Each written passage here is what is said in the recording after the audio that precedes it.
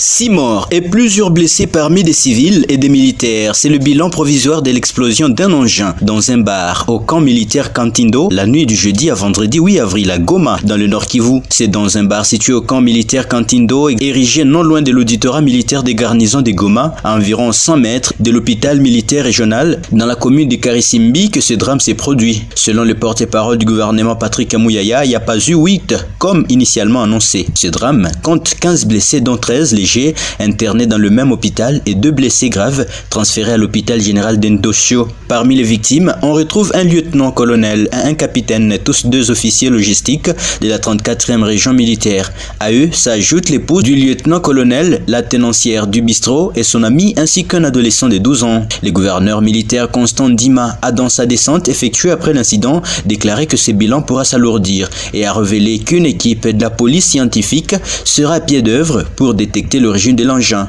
Je présente mes condoléances les plus sincères donc à la famille et à tous les commandants des unités touchés par ce drame. Nous avons le bilan et tout de suite là l'endroit est scellé pour permettre donc aux scientifiques, la police scientifique de descendre pour qu'on sache exactement qu'il s'agit de quel engin. À ma première vue sur les lieux, mais j'ose croire qu'avec des déflagrations pareilles, ce n'est pas ce que j'ai appris par-ci par-là qu'il s'agit d'une grenade.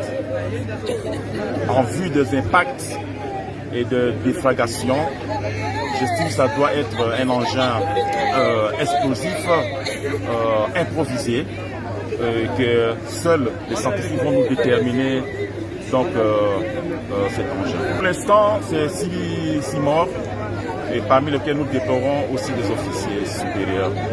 Nous avons un lieutenant-colonel, un capitaine, 3 femmes et un enfant. Nous faisons face donc au terrorisme, que la population ne cède pas à cette terreur-là, et que nous sommes sur les enquêtes. Les enquêtes sont en cours pour déterminer exactement il s'agit de quoi. Mais pour l'instant, la population doit rester calme. Rappelons que jusque-là, selon le premier constat de l'autorité provinciale, il ne s'agit pas d'une bombe ou grenade, plutôt d'un autre engin.